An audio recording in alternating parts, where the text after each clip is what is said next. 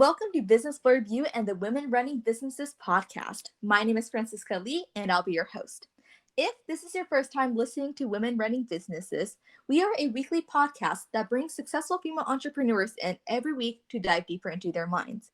So stick around to hear authentic, honest conversations surrounding entrepreneurship, and make sure to subscribe to stay in the loop.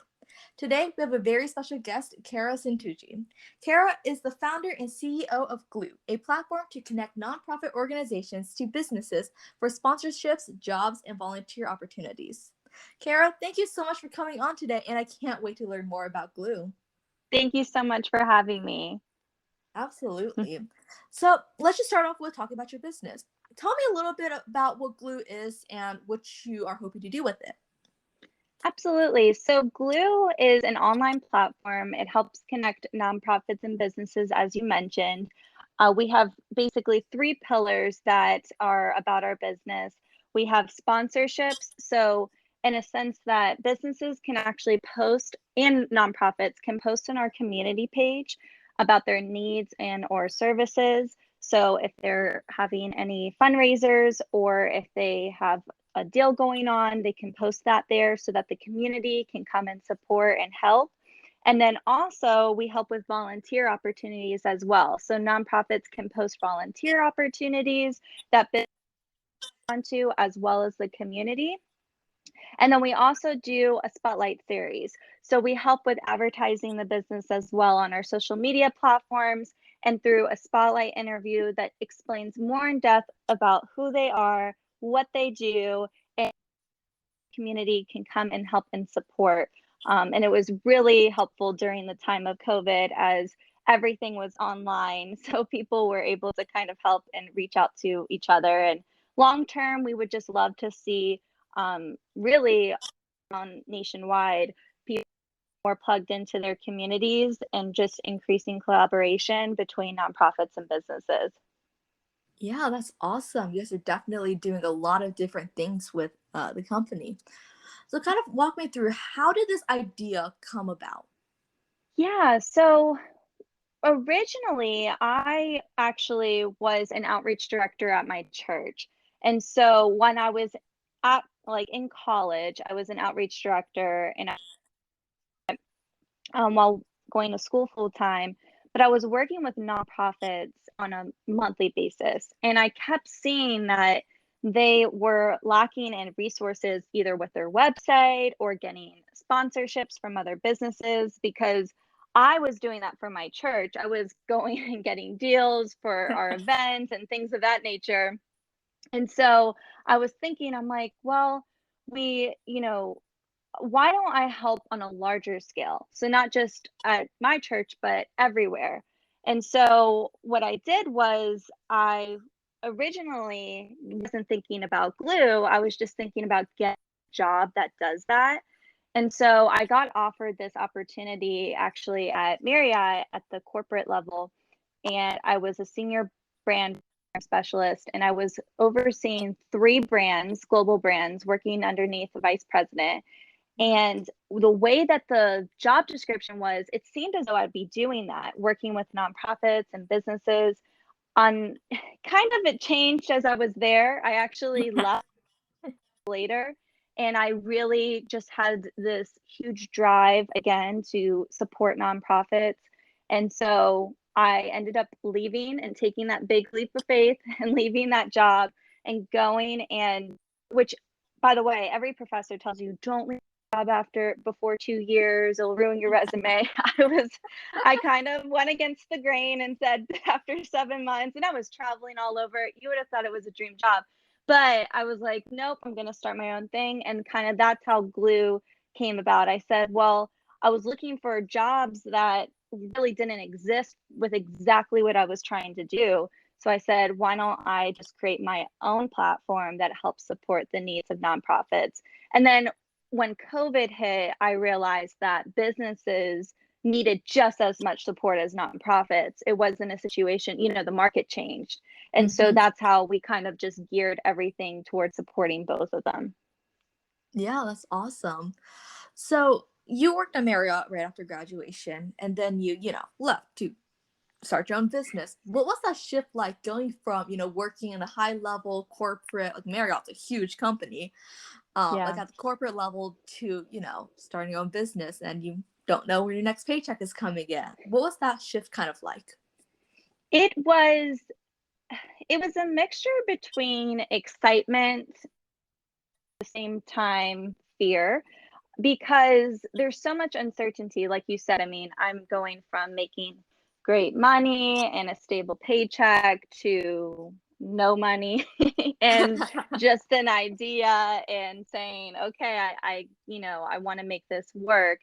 And so the shift really, I had to continue like to remind myself my why. Like, why am I doing this? Because there were times where it was challenging. I had some support at Marriott that were amazing. They were saying, go for this. And some others that were saying, what is this girl doing, leaving this amazing job to start her own thing? And that can be challenging, especially when you're a first generational entrepreneur, where, people not sometimes don't see the same vision that you, and having that stability and working a 9 to 5 is more of the norm than just going and taking a leap and doing your own thing. And so for me, I really had to just continue to remind myself of my why. Why am I doing this? And also, how can I make money while doing this that still allows me the time to, create um, this product, this service. And so I did some side jobs, like people would say, hey, come, you can help me do this. And I was like, okay. So I would help, do these side jobs in the meantime, but I really didn't make much money that year. I think that I made like $20,000. It was like really nothing. And I look back and I'm like, well, how did I survive? I mean, good thing I had a lot of money saved up, so that's what I was like going off of. But yeah, I was thinking to myself, what? But you have less, you spend less. So that was Right. that. I was like, no, I really don't need this drink. Like I really don't need that shirt, from TJ Maxx or whatever. Um, so, that's kind of how I did that. And in that time period, I also, had someone reach out to me to help with my website, who at the time I thought would really help me out, but unfortunately turned into a big old scam. But um, that's kind of where I, took that leap. So it was a lot of a mixture between excitement and fear, but holding on to my why to kind of help give me the confidence to keep going on in a lot of ways.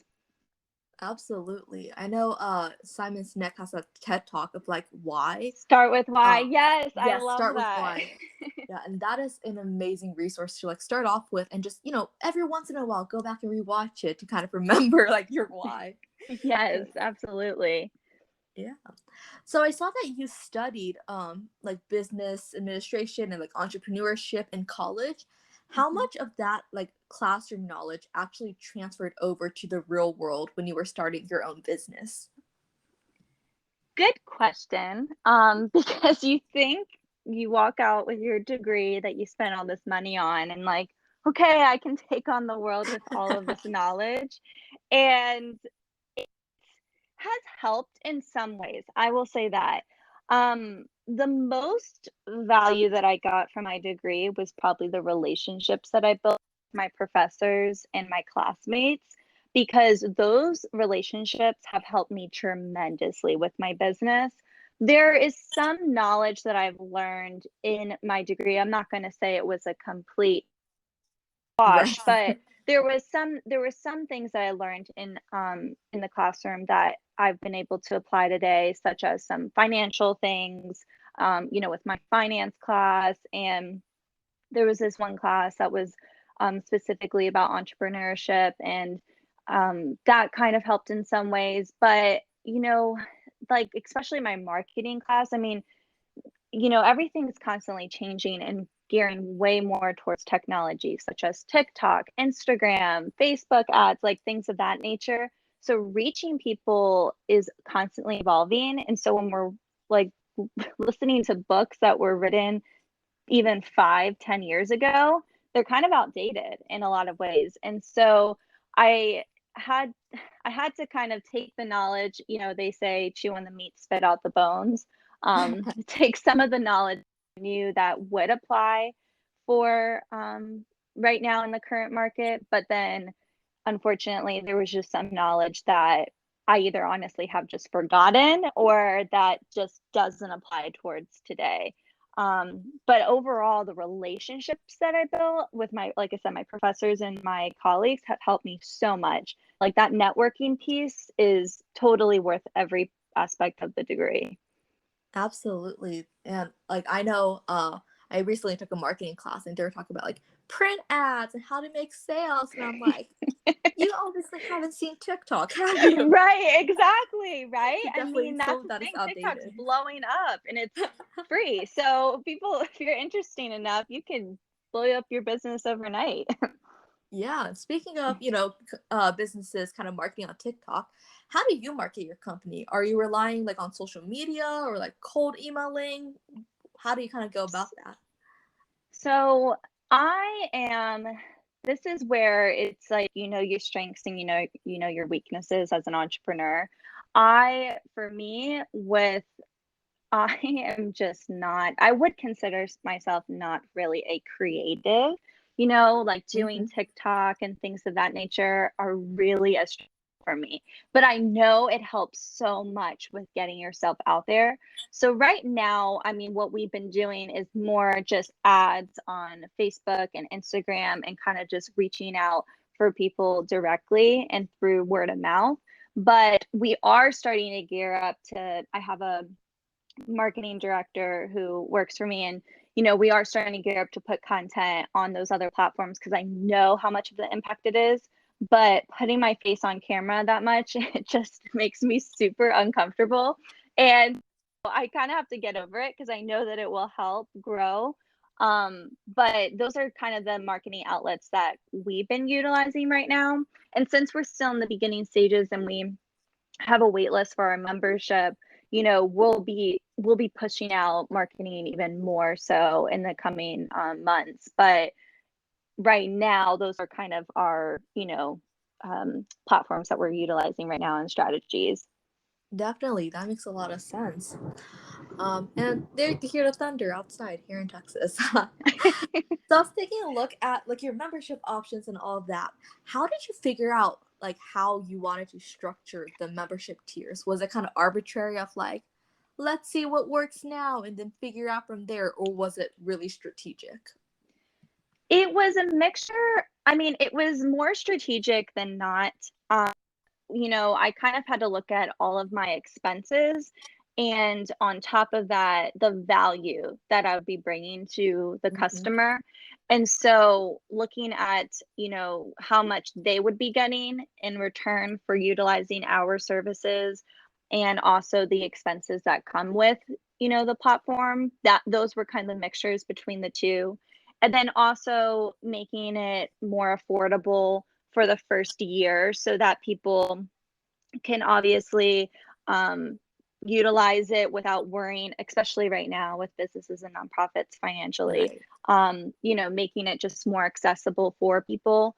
Because although I'm not motivated, I still want to Hmm. make sure that we're having a profit in the end. And so we just were able to kind of strategically make it so that it's affordable, but at the same time, covers all of our expenses and whatnot. Absolutely. Yeah. So have you always wanted to be an entrepreneur? Like were you the type of kid, selling candy bars at school, or was it something that you kind of stumbled into? Yes. So ever since I was in elementary school, I wanted to be an entrepreneur. I didn't know it was called that at the time. I just didn't really like candy at all. And so what I would do at Halloween time, I would actually go and sort out my candy afterwards. And I only liked Snickers. That was the only candy that I liked. So I would take out all the Snickers and then I would put all the rest of the candy back in the bag and I would go around to my neighborhood and just say, okay, a quarter for this, a penny for that. And I would just completely try to sell all my candy. And I don't know if you remember, but there was like these crayon boxes that had a design on the top. Like and you put your crayons in there. I know people say crayons or crayons, whichever one you say, but that had like a design on top. And me and my friend actually, we would put glue on the top of those and it would mold into this some design, and we literally would sell those little molds. I mean, all it was glue on top of this thing, and it would just harden overnight. But we would make money from it. Like, I mean, maybe a couple dollars at max, because it's all in like quarters and nickels and things. But Right. ever since I was a kid, I always was looking to create something, sell something in any which way. Yeah. And now, being a real adult and running an actual business, it's a little Yeah, bit more difficult. just Uh, a little. so, what was the most difficult part of getting your business, kind of off the ground? I would say it really was trying to figure out, the website aspect for me. Mm-hmm. I would really discount myself and say I could never build a website. And so, me trying to so desperately have someone else do it led me to a lot of challenges because I mentioned this a little bit earlier, but that person who reached out to me who said, he would help me with my website, and then it ended up just not being what it was. I lost like almost, I think it was like 7 or 8 months total of just a delay of work that I thought was happening that was never happening. And I wish I had the confidence to just learn how to do it because now there's WordPress, and Wix Right. and Squarespace. And I just was convinced I could not do it. It's just not my set.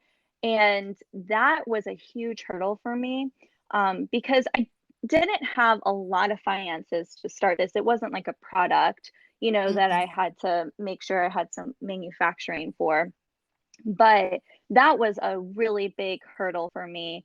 And then, just some personal hurdles that came about as well, like my stepdad being diagnosed with cancer, like literally the same week that I found out that all that was a scam and my card being hacked. It was just a crazy whirlwind of a time. And kind of trying to push through mentally and physically to say, okay, going back to that why, like why am I doing this, and really just getting down and dirty and learning how to do my website. And now I can proud to say that I've done it, and if someone's looking at it and says, oh, it's okay, I probably could do it better, I'm sure you probably could, but at least this is free for me, learning how to do it. But it's one of those things where I now can say, like, you absolutely should learn how to learn every aspect of your business if you can, because it will help you in the long run. And that was one of the major challenges that I had when I was starting. Absolutely. And I was just looking at your website right before this. It looks amazing. So you did an amazing job on that. Thank you. Thank you. I appreciate that. So, you got scammed with the website design at first. How did you kind of bounce back from it rather than go, I quit, I'm going to go back to corporate? How did you bounce back? I well, once I had that, I had a friend who, I always say you should always have someone who gets it, like who's an entrepreneur and who can just help you get through those times where you're doubting yourself. I did. I doubted myself. I was like, I do this, like there's no way, this is too many signs that it's not going to work.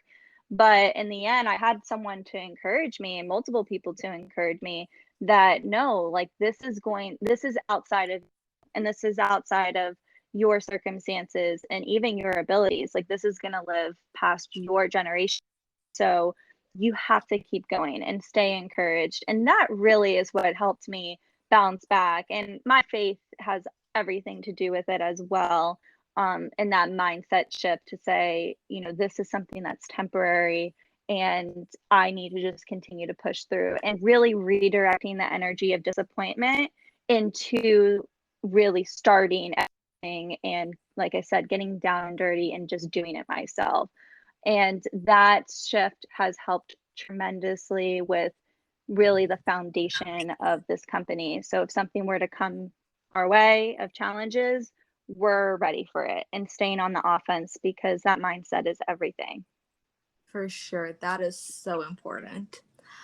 And I know you mentioned like funding. How did you guys get funding? Did you like crowdsource anything, or was it like I have $50? $50 is what's going into it. Yeah, I did all the funding myself. And so, one thing that helped me was my church actually did give me a grant of money that helped kind of sponsor a lot of the expenses that I had. So I'm Hmm. grateful to them for that. But overall, I've kind of always had a reserve in savings for that. And I always recommend that for businesses, even when you're small, to always put money aside for your ventures. So then that way you always can pull from that. So thankfully, we're debt free and I did not need to get any funding. And because I learned how to do my website myself, which would have been my biggest expense, I don't have that expense anymore. So that's kind of how we've been able to fund things. That's awesome. Yeah. Are you still working full time? I know you worked on Marriott and then stopped there, but are you now currently working full time? Yes, I am working full time. I work full time in sales while doing my business. And so managing my schedule is much priority and making sure that I get everything done. But yes, I am trying, managing both and really just kind of setting certain days to work on my business and certain days to work at my company. The good thing is that I do commission with sales, so I make my own schedule. I'm able to do that. But I do take priority over my physical health as well, which, I think contributes a lot to my energy and being able to get up early and get everything done. Well, I'm a morning person, so that's kind of how my schedule works. I wake up at like 5, 6 in the morning every morning. But yeah, so I do manage both, but it's been nice to kind of, again, have that stable income while still doing my venture and making progress there. Absolutely. So, what are some things that help with your time management? And, like, what would you recommend for young entrepreneurs that don't have too much experience with, like, balancing, like, school and a business, like, working full time and a business? Yeah, I am a huge fan of to-dos and setting out my schedule every week and having a prioritization of these are the things I absolutely have to get done no matter what. And these are the things that are second priority. And so when you are a student, especially because I was always working full time and going to school, so I totally understand if someone's in that position as well, because then you have like 5 classes and tests and it's just a whole nother level of stress. But you have to really prioritize your to-dos.